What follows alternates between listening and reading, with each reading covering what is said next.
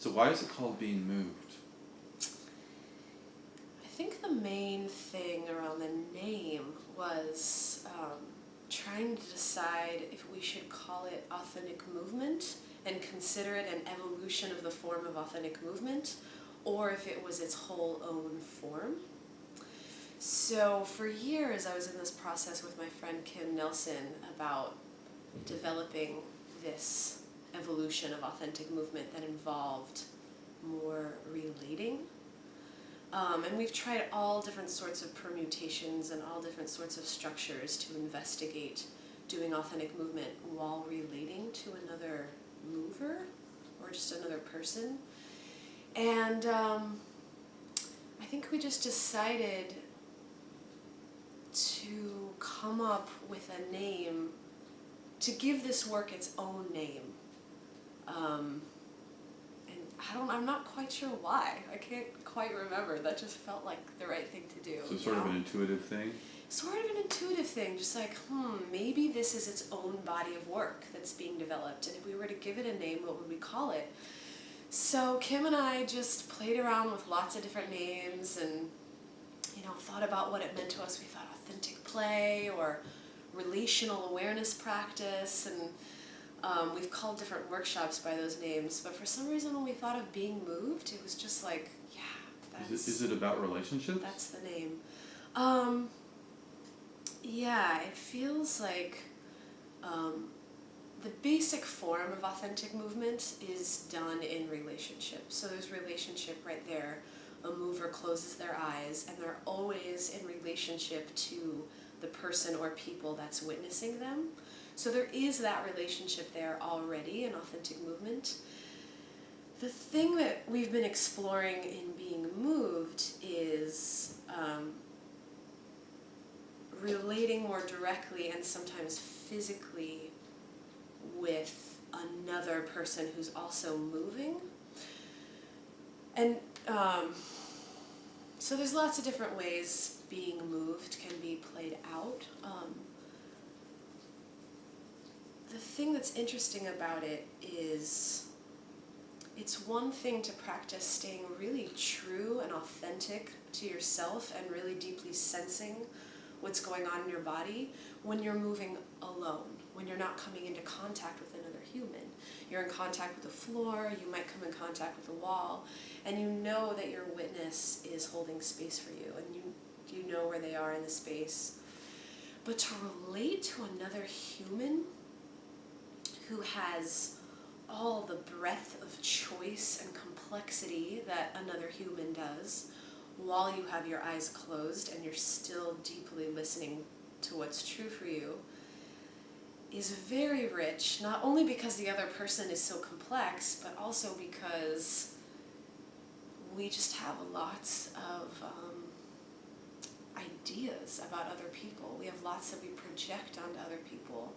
So it's a great way to practice noticing what you assume about another person and what sort of decisions you make when interacting with other people. And because it's an awareness practice and you're slowing everything down and doing things in small chunks of time, and then most importantly talking about it afterwards, you get a chance to really flesh out and flush out, I don't know what's the right word, flesh out what's going on inside of you. It's very therapeutic? Definitely. I mean, I've been doing this being moved practice with a group of movers in Boulder, Colorado, and I swear every week is profound. Like every week the most amazing thing of my entire life happens, and the most amazing thing of everyone's entire life happens every week. And why is that? That's a good question I'm asking myself. Why is that? That is such a good question. Why is it so amazing? I just think it's the cutting edge. This is, I like to philosophize about things, but I feel like the cutting edge of spiritual practice just around the planet, as far as like the evolutionary cutting edge of humanity, is how to bring this knowing that we have of ourselves out into the world. how to leave the mountain cave and be in the world and relate to other people and be authentic and be true and be deeply aware. And so the meetings, the interactions that happen in this being moved practice, which is safer than being out in the real world because it's contained, it's a sacred container, there's timing, people are practicing it and getting better at it, the interactions that happen are just so deep. Like you'll end up, there's been times where I'm an infant again and I'm, re-getting that good parenting that I missed as a kid, and it feels real, like some real part of my soul is being seen and being touched and getting to repattern something. And as children, we touched other people. Like, we were constantly in contact, hopefully, with our families. Kids just crawl on your lap. Their world is very touch-based, and obviously it's very touch-based before it's even verbal. So I think there's something about investigating these deep spaces with the possibility of contact that just allows for healing on deeper levels than just talking about something like in a typical therapeutic situation, or even moving alone in a typical authentic movement situation. Right. So this is very stress relieving and exploratory. Yeah, stress relieving. Sometimes if old stuff comes up, that can be stressful in a particular way, but usually it's sequences, so usually by the end there's a feeling of stress relief. Right. So it's sort of like reliving yourself, reliving your past in a very safe way, therapeutically. That's one potential. Like I gave the example of, feeling like an infant again, and that's definitely something that can happen, and it's super profound.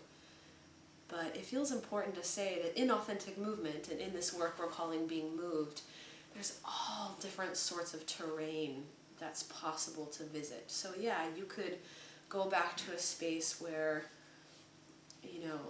some childlike part of you is getting expressed and getting to move through your body.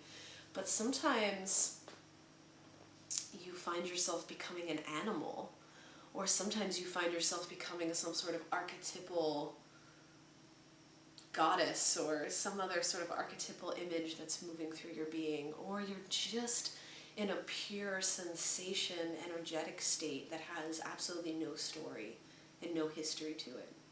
So there's lots of different possibilities and levels that healing and presence can happen. And if you were having conflict with somebody in your world, like presently, would you come and bring that to authentic movement and work through it? Is that That's a good question. It's inevitable that whatever is just stirring in us in the present moment is probably going to affect that session, especially if there's a really clear charge in the body. But you wouldn't be like, okay, you were gonna play my mom who I'm really angry at, or my boyfriend or whatever, and I'm gonna get this energy out. What's so cool about it is because it's a movement practice, you start by just dropping into the present moment and really feeling what's alive in your body.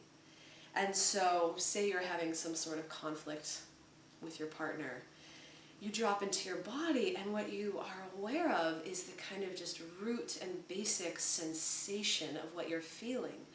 And if you move that, and if you express from that place, it could lead you to insights that, oh, this actually has to do with when my father left.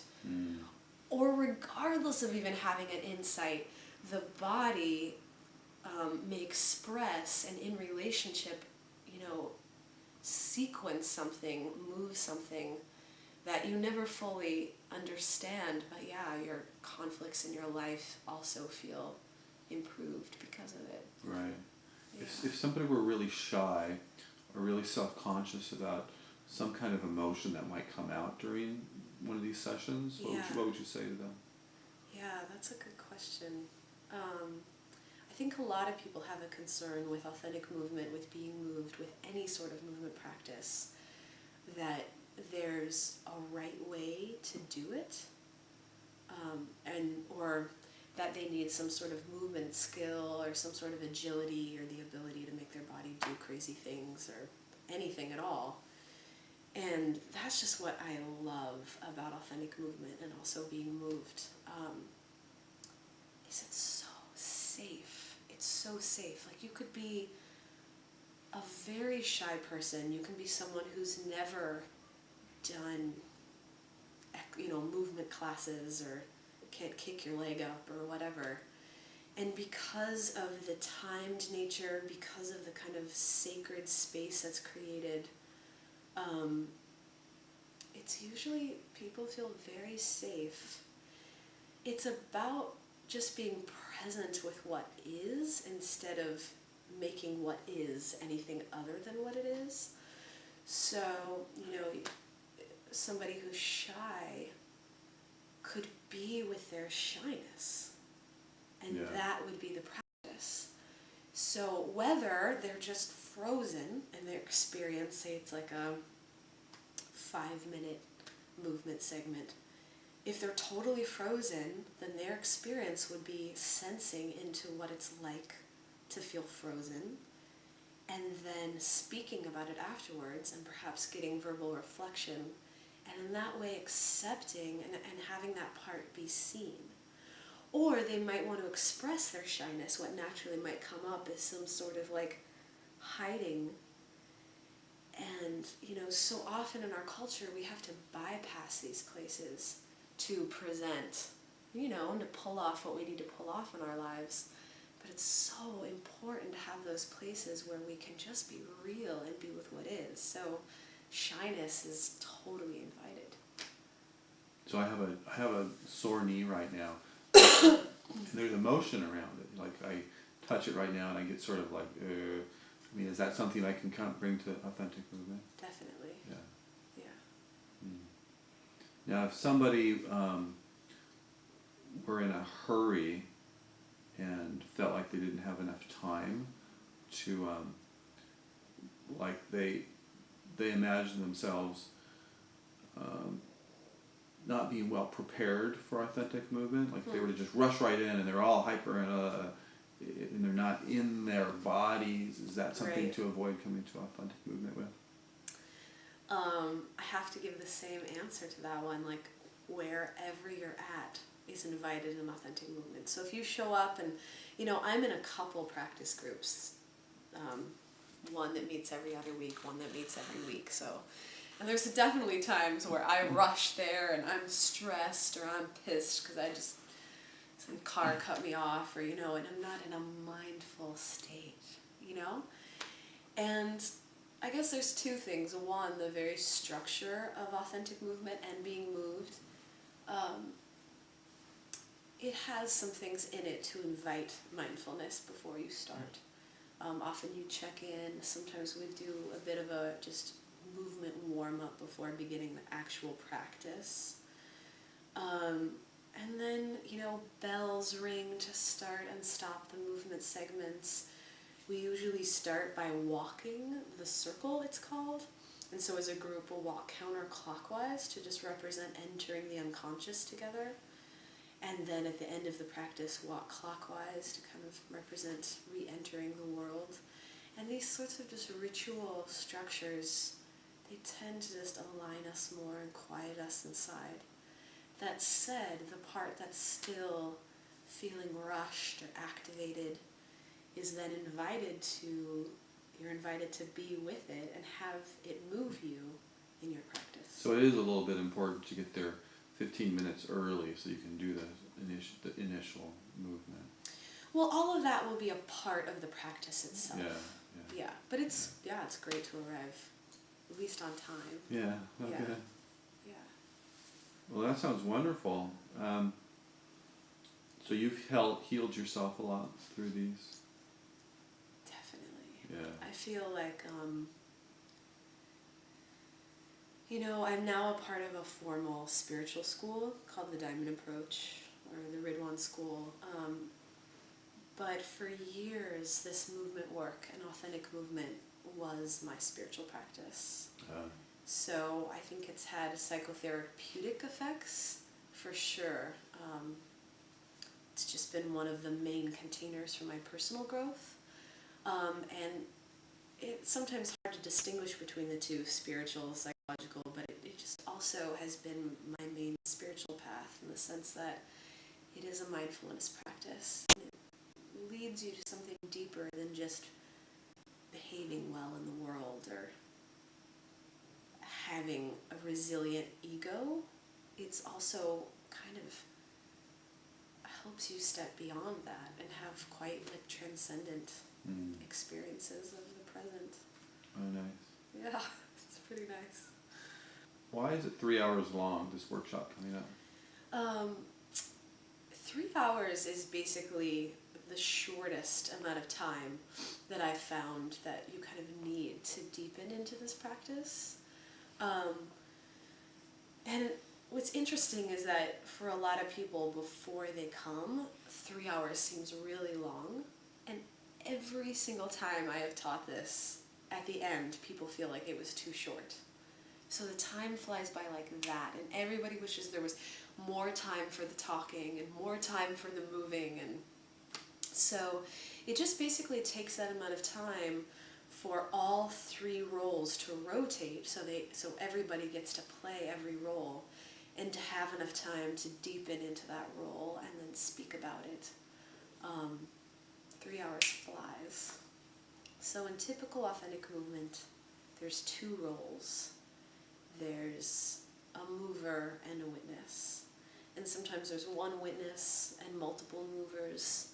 Sometimes there's a bunch mover-witness dyads in a space. And there's all other sorts of structures. But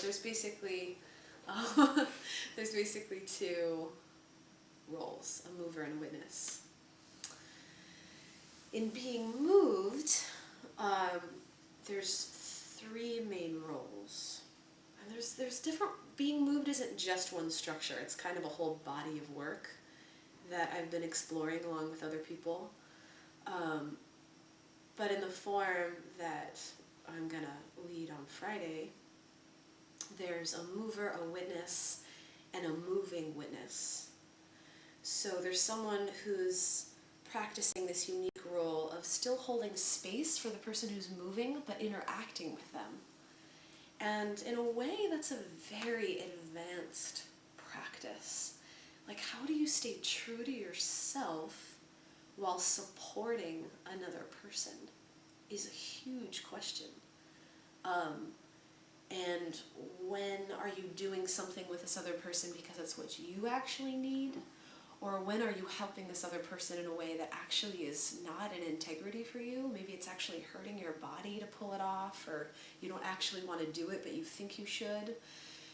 So it's a practice. Like, it's not about getting it right, but it's about being in this role, all three roles, and just seeing how you can embody that role in as authentic a way as possible. Oh, nice. Yeah. Thank you. Yeah, thank you. Thank you for this interview. Yeah, you're welcome. And we'll look forward to seeing you at the workshop. Yes.